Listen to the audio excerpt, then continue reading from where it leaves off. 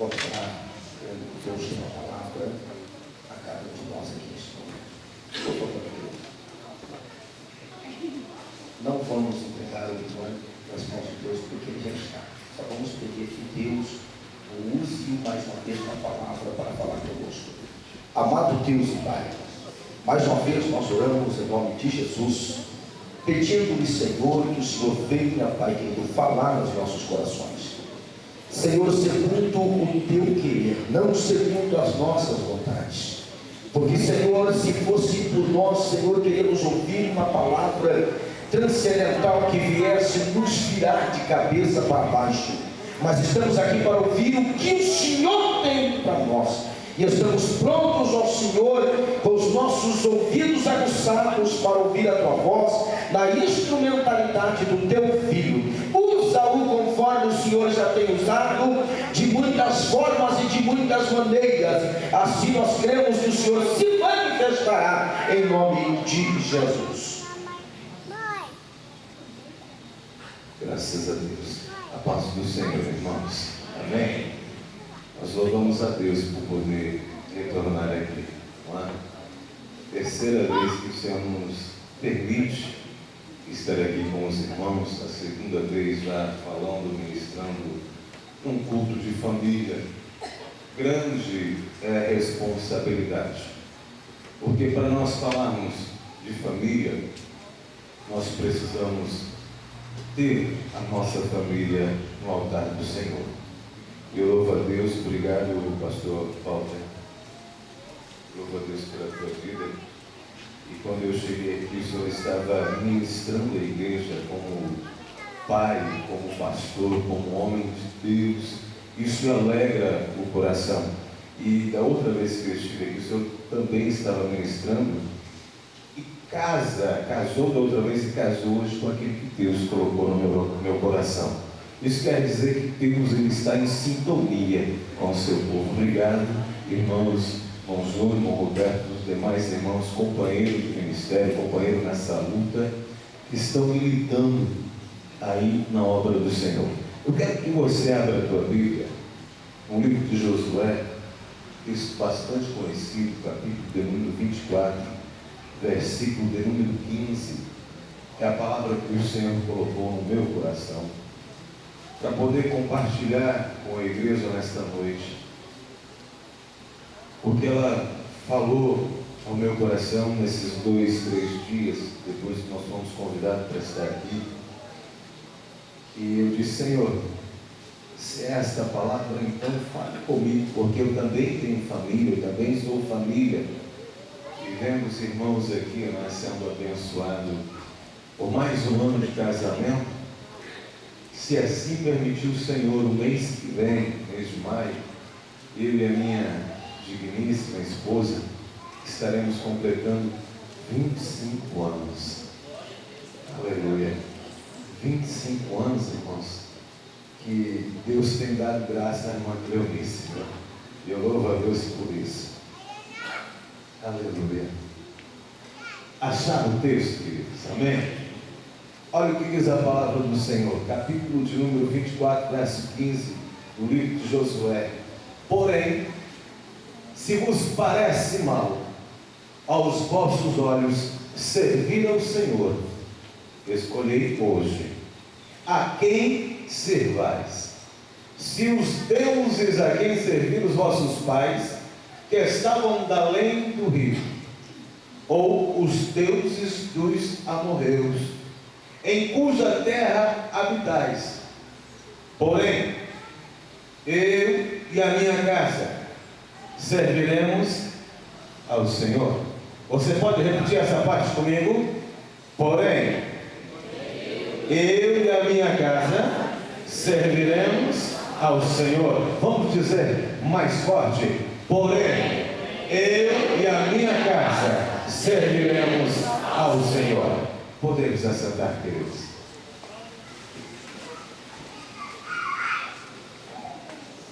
Quando eu comecei a olhar para esse texto, como o Senhor colocou no meu coração, eu comecei a olhar para esse texto, irmãos, e vi a responsabilidade que nós encontramos nesse versículo. É muito bom nós dizermos, é muito bom nós escrevermos na entrada da nossa casa, escrever nos carros e tantas coisas que nós podemos manifestar. Mas o peso dessa palavra é muito grande. Quando eu comecei a meditar, e o texto diz: eu e a minha casa serviremos ao Senhor. Irmão Júnior, quando o Espírito Santo de Deus começou a falar ao meu coração, ele disse: ei, olha a responsabilidade tua, quando você diz que você está servindo ao Senhor. Por quê? Quando nós estamos servindo ao Senhor, irmãos, o pastor ministrou isso aqui, eu alegrei o meu coração, porque nós não fazemos a nossa vontade, nós não fazemos de qualquer jeito, porque se eu sirvo alguém, é porque esse alguém é superior a mim, porque eu estou debaixo da autoridade, porque eu sou servo, e como servo, eu tenho que estar dentro da vontade e da direção daquele que é Senhor. Amém? Olha a responsabilidade. Quando eu comecei a olhar para esse texto, eu e a minha casa serviremos ao Senhor. Primeiro, me traz no texto ali que nós lemos uma responsabilidade muito grande. Qual é a responsabilidade? De escolha. Eu faço as minhas escolhas. Então eu sou responsável pelas minhas escolhas e as minhas atitudes.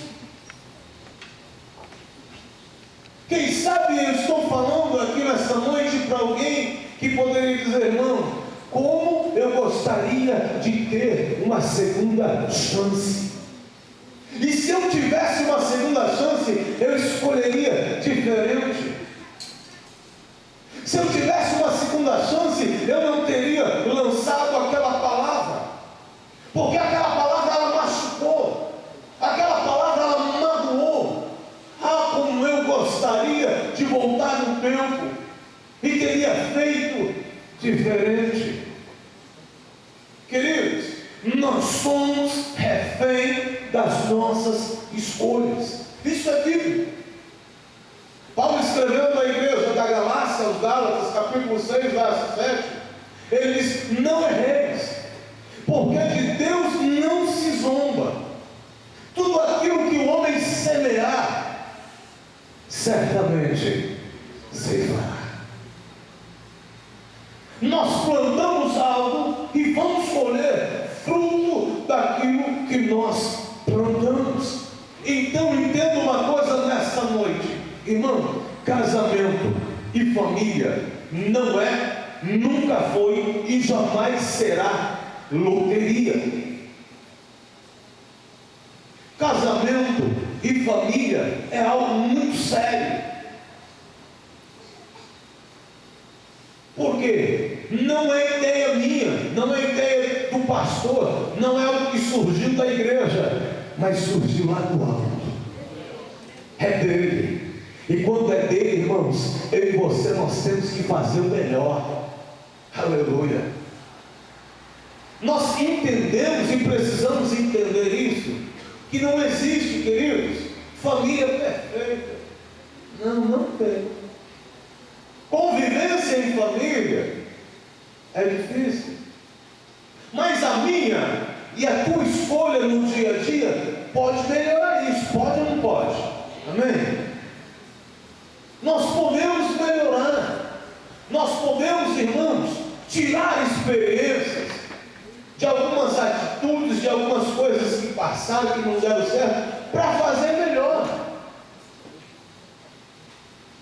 Nós estivemos sexta-feira agora ministrando lá na tenda, dando estudo, para a igreja, e nós estávamos falando com os irmãos o seguinte: ei, tem um ditado que diz por aí que é melhor nós aprendermos com os erros dos outros do que com o nosso. Porque se nós observarmos e aprender com os erros dos outros, vai nos livrar, irmãos, de muitas dores de cabeça, de muitos problemas. Porque quando nós aprendemos com o nosso erro, é porque nós já cometemos. É porque algumas coisas talvez nós não vamos ter uma segunda chance para tentar consertar. Então, quando eu falo eu e a minha casa serviremos ao Senhor, eu tenho escolhas para fazer. Quando eu falo a minha casa, eu estou falando de família, eu estou falando de compromisso, eu estou falando de vínculos afetivos. Isso não é qualquer coisa. Isso não pode ser mudado ou menosprezado. E quando nós falamos de servir ao Senhor, aí, irmãos, entra num campo que o homem, ele é terrível. É o campo da obediência, porque se eu tenho um Senhor, eu tenho que ser pastor submisso a Ele. Oxalá que nessa noite o Espírito Santo de Deus, Ele fala aos nossos corações, irmãos, como servos do Senhor, como família de Deus, como aqueles que o Senhor deixou na face da terra para ser o representante dele. Olha, não é pouca coisa não. Deus, Ele está olhando para a face da terra, está olhando para a minha, para a tua família, dizendo: lá vai o meu representante, lá vai a minha representante. Olha, as famílias têm que se espelhar nele, têm que se espelhar nela. Olha a tua responsabilidade, irmão. Olha a tua responsabilidade, irmão. Aí nós vamos para a Bíblia para extrair, tirar algumas experiências de alguns homens, mulheres, famílias de Deus, para que nós possamos compreender e colocar em prática aquilo que o Senhor tem para as nossas vidas. E a primeira família que nós queremos falar à igreja nesta noite é sobre o homem chamado Jó. E nós tiramos muitas lições, irmãos, da família de Jó. A Bíblia diz que era o homem mais rico da terra de Ur dos Caldeus. Mas isso não era a base da vida de Jó. Não. O coração de Jó não estava nas suas riquezas. A Bíblia fala que ele tinha 8.000 ovelhas. Não era pouco. 3.000 camelos. Era uma frota de camelo. Não é? Era a Ferrari daqueles dias, camelo, não é? Atravessava o deserto, vai e vem. Irmão, é o sonho de consumo de todos nós. Nem precisava abastecer, porque o camelo tomava um pouquinho de água e dias e dias, né? Andando no deserto. É o sonho de consumo nosso. Mas a gente vai ali, vem aqui, para no posto, abastece aí. Mas Jó tinha isso, irmãos: 500 jumentas e 500 juntas de boi.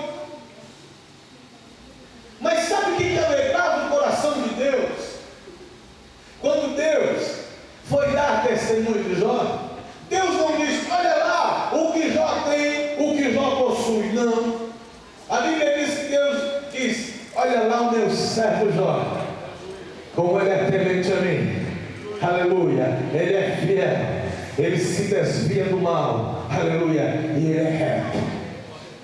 Olha o que alegra o coração de Deus: alguém que está servindo a Deus com o coração reto, sincero, se desvia do mal e teme a Deus.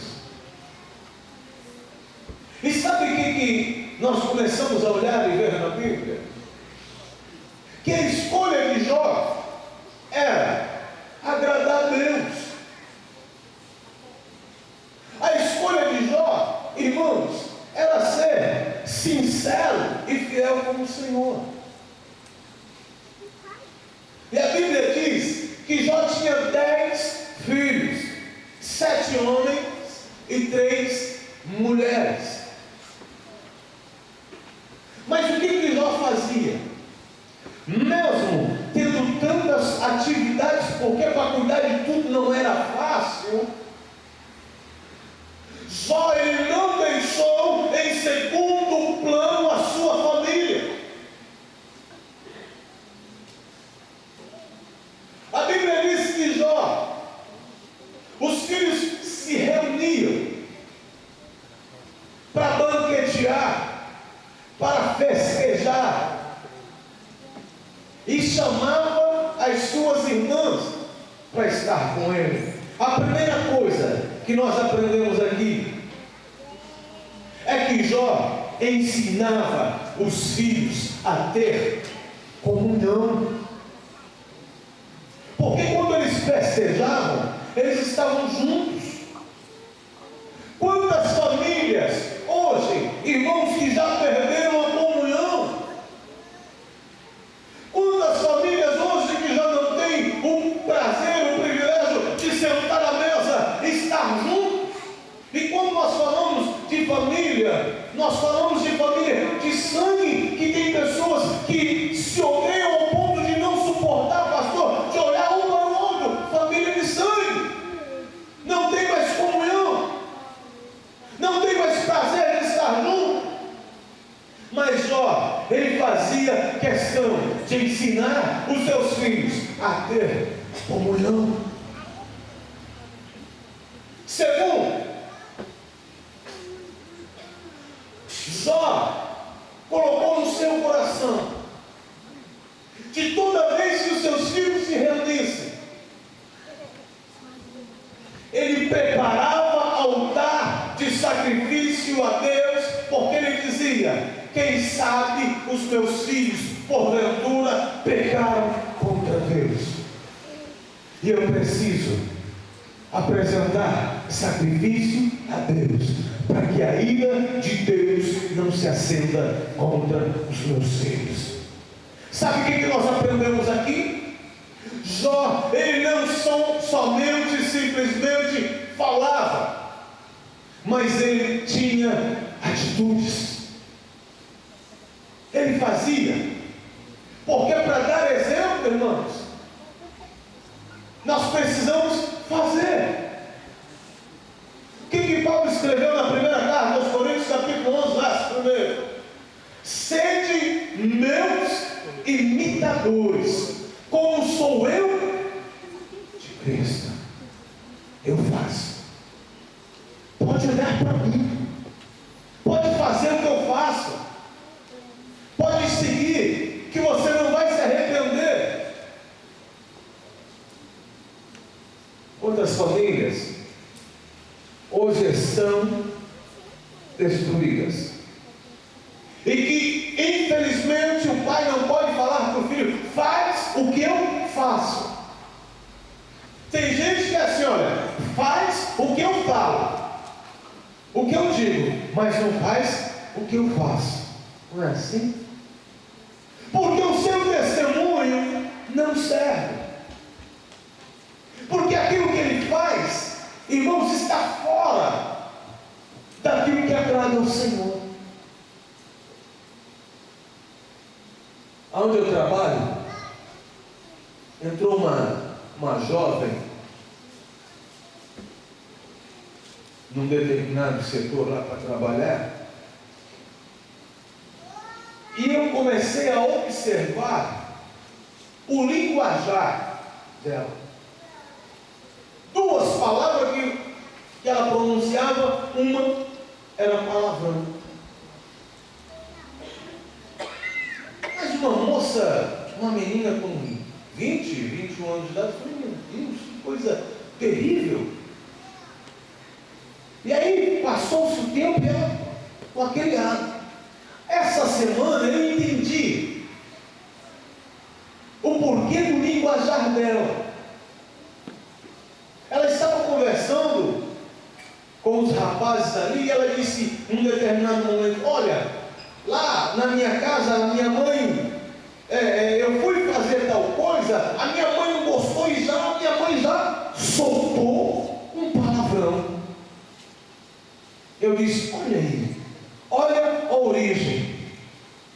Irmão, irmã, eu e você, mesmo que nós não percebemos, nós somos espelho para os nossos filhos. E não adianta, querido, você falar para ele, não faz, não vai, não fala. Se você faz, você vai e você fala.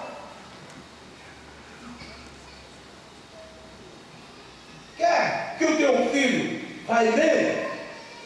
A palavra do Senhor nos exorta dizendo, ensina o teu filho o caminho que se deve andar. Mas como que eu vou ensinar? Fazendo.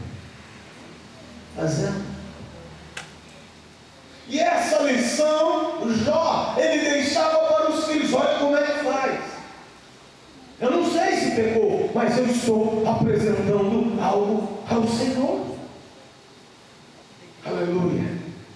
Deus, nessa noite, queridos, Ele quer que eu e você sejamos espelho para os nossos filhos lá na nossa casa. Assim o mundo, ele não vai ganhar dos nossos filhos. Assim os traficantes não vão ganhar os nossos filhos. Assim, aleluia, as drogas ou qualquer que seja não vai influenciar os nossos filhos, porque eles vão estar olhando para nós. Epa, meu pai é diferente, a minha mãe é diferente.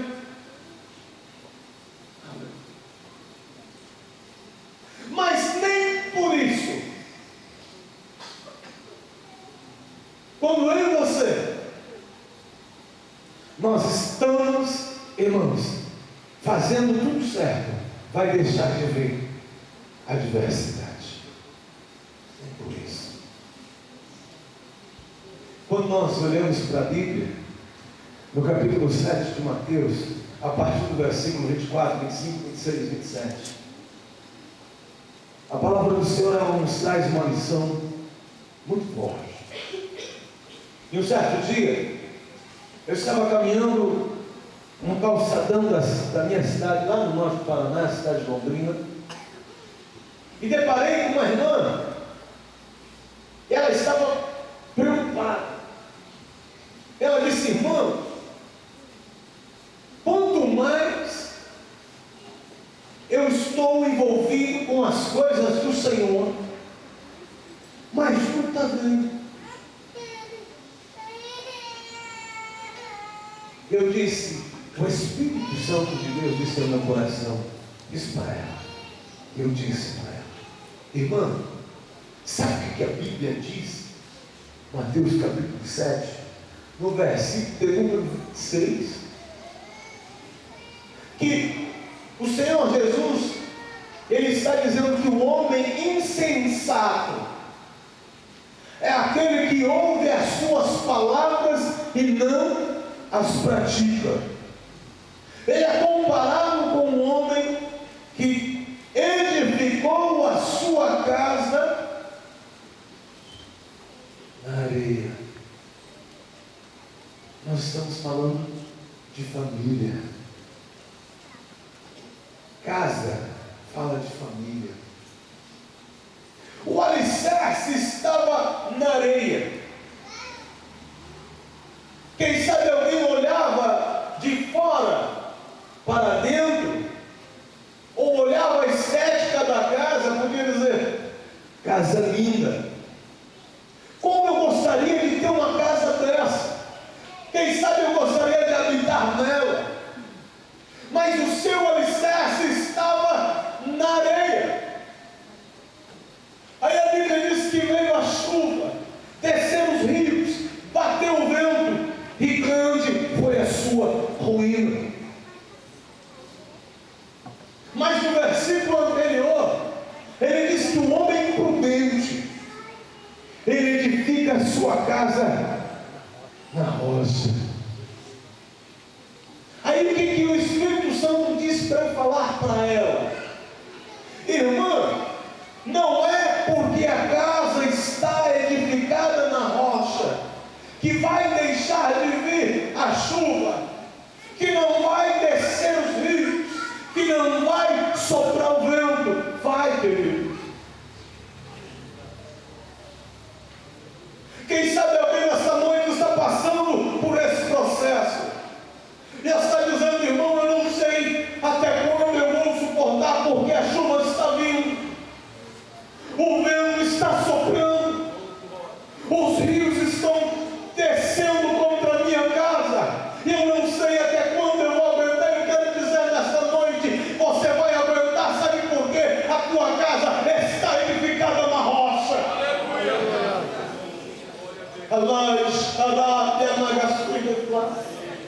Aquilo que o mundo não suporta, você suporta. Aquilo que o mundo não passa, você passa.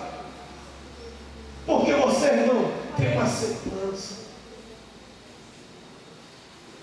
O salmista no Salmo 127 diz a palavra do Senhor, que se o Senhor não edificar a casa, em vão trabalham aqueles que nela edificam. Se o Senhor não guardar a casa, em vão vigia a sentinela. Então, para que a minha casa e a tua casa seja abençoada, nós temos que estar alicerçados no Senhor. E Jó estava alicerçado no Senhor. Sabe o que eu acho mais interessante? É que veio um momento da adversidade na vida de Jó. Os irmãos conhecem a história. Sabe que os filhos dos homens foram até diante do Senhor e Satanás vai lá. E aí eles começam a dialogar. E o Senhor disse: tem visto o meu servo Jó por lá? Viu como ele é fiel, sincero, temente a mim, se desvia do mal? E aí Satanás começa a incitar a Deus, dizendo também: o Senhor o cobre de bênção, olha aquele homem, olha a vida dele. Aí Deus permite que Satanás vai e toca nos bens de Jó.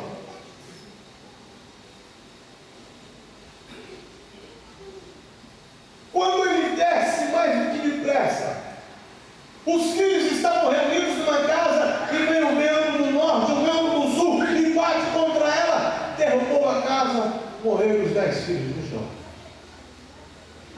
Sobrou um servo para ir contar com Jó. De repente, mal acabou de chegar aquele lá, já vem uma outra notícia. Vem um raio do céu, ó, sabe aquelas ovelhas? Acabou. De repente vem outro e fala: sabe os teus camelos? Vieram os camelos lá e ó, levaram tudo. E agora, irmão, quem sabe alguém está passando por um momento da prova. Quem sabe, irmão, a prova chegou na tua casa, na tua família. E você não está entendendo porque você é servo de Deus, você é dizimista fiel,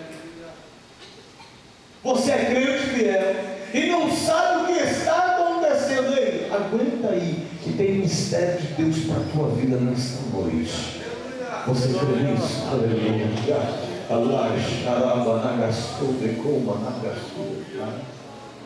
Aleluia. Acontece tudo isso na vida de Jó. Satanás olha para eles, agora ele vai blasfemar de Deus. Sabe o que Jó fez? Então Jó se levantou, rasgou as suas roupas, raspou a sua cabeça, se lançou na terra, e ao invés de blasfemar, de reclamar, a Bíblia diz que ele começou a adorar o Senhor, aleluia. Ele diz assim na sua palavra: não saí do ventre da minha mãe, não voltarei para lá. Deus deu, Deus tirou, bendito seja o nome do Senhor, aleluia.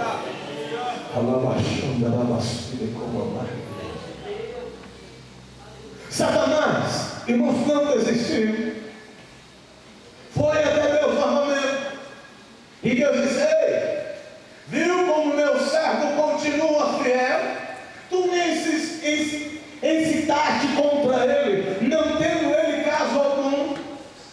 Eva também. Olha a saúde do homem. Osso por osso, pele por pele. Toca na saúde dele para ver se ele não vai blasfemar de ti. Deus permitiu. Vai lá. Toca, mas preserve a sua vida. Satanás mais do que depressa vem e toca no corpo físico de Jó. Não será algo terrível. Tão terrível que a mulher de Jó, ela aguentou ver os 10 filhos mortos. A mulher de Jó aguentou ver a sua família na miséria. Mas agora ela não aguentou ver Jó naquela situação. Ei, escuta. Quem sabe está vendo um processo na tua vida e você não está entendendo. Quem sabe a enfermidade chegou na tua família e você ainda não entendeu o que é que está acontecendo, o que é que Deus quer com isso.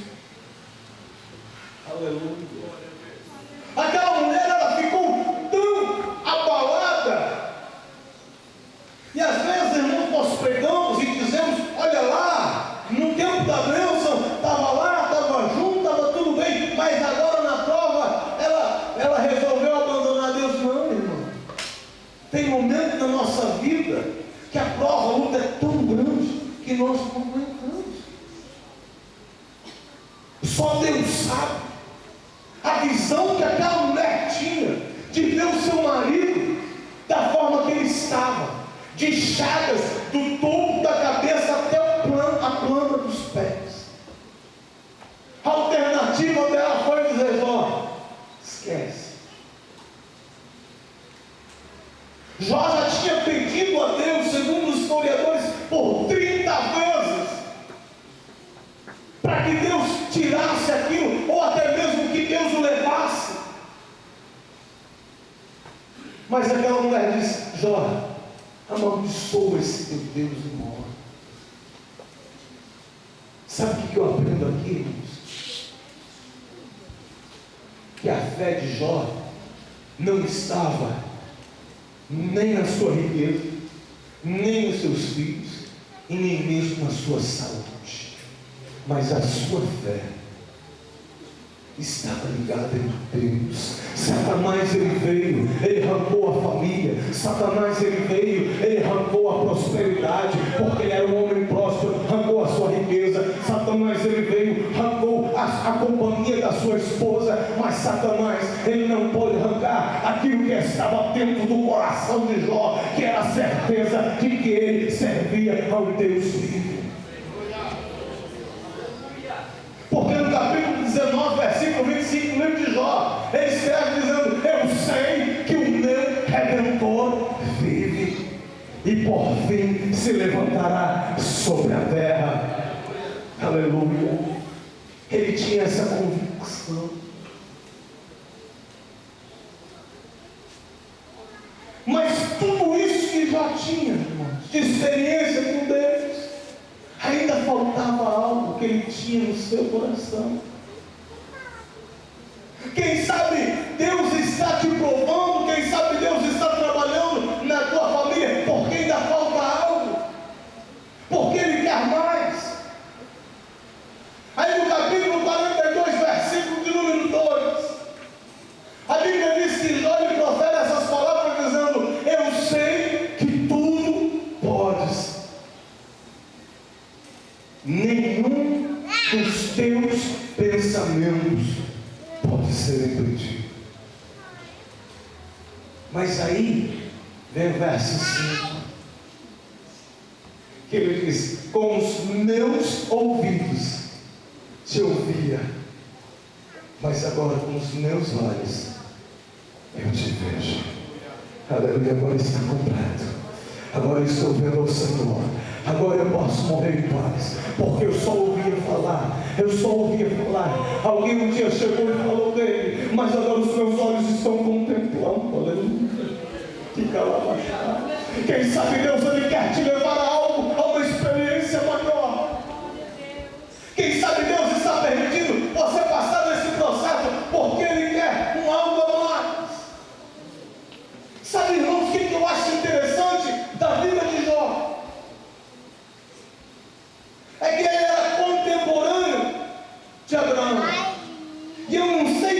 forma Jó conheceu a Deus. Mas ele tinha esse desejo de conhecer, de ver o Senhor. Sabe o que eu acho mais tremendo? É que Jó não conhecia o Jesus que eu e você conhece. Pastor, Jó não conhecia a história do homem que foi levado e pendurado no madeiro. Jó não conhecia que um inocente morreu num lugar meu e teu, como eu e você conhece. Mas mesmo assim, Jó, ele tinha um temor e um tremor no seu coração. Aleluia. Mesmo assim, Jó tinha uma paixão por Deus. Irmãos, e quando eu e você temos esse temor e tremor no nosso coração, quando nós temos essa paixão, a minha e a tua família, ela não perece.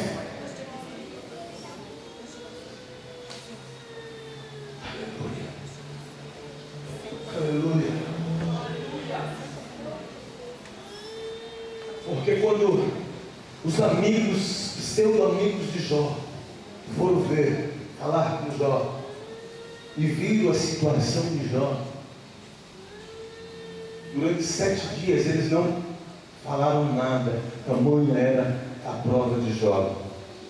Mas a Bíblia diz que no capítulo 42, um desses homens que estava ali, Elifaz, Zofar e Bildade, Deus diz para eles irem até Jó, para que Jó orasse por eles, por causa da maldade dos vossos corações, para que Deus pudesse abençoá-los. Jó na situação que ele estava, e aí eles vão, chega até Jó, Jó raspando-se de caco de telha nas cinzas. Mas quando ele ouviu falar que Deus havia dito para ele orar, irmão, ele não pensou 2 vezes. Quem sabe Deus ele vai vir até você num momento difícil da tua vida. Mas esse é o momento que Deus ele quer te abençoar. Quem sabe, irmãos, Deus ele vai requerer algo de você no momento que você está dizendo: Deus, eu não tenho condições, mas o Senhor está dizendo: ei, eu sou contigo. Oh, eu sou teu Deus. Diz a Bíblia que naquele momento que Jó começou a orar pelos seus amigos, Deus começou a virar o cativeiro de Jó. Eu quero profetizar nesta noite que se tem casamentos, famílias que estão passando por um período difícil, que estão passando por momentos de provas, existe um Deus que vira e que muda cativeiro. É o Deus que você serve, e Ele está aqui nesta noite. Se coloque de pé, que eu quero orar com você nesta noite. Eu quero profetizar sobre a tua vida mudança de história, mudança de vida, novas escolhas, para que o Senhor Deus seja glorificado na face da terra. Quem sabe, irmão, irmã, você fez alguma escolha que entristeceu alguém, o seu cônjuge, o seu filho, que magoou, que trouxe algum prejuízo. Nesta noite, o Senhor Deus te dá a oportunidade, como foi dito aqui nessa noite, de pedir perdão, de reconciliar e de ser abençoado. Eu quero orar com você. Feche os seus olhos. Senhor Deus e Pai, eis aqui as famílias, meu Deus, da tua casa, aqui do alto do Barigui, os teus servos, meu Deus, que temem ao Senhor, e que, quem sabe, em alguns momentos da sua vida, a prova ela tem sido grande, a luta ela tem sido terrível. Quem sabe alguns estão travando batalhas, meu ocupadas nesses dias. Mas eu quero nesta noite liberar uma palavra de bênção, de vitória.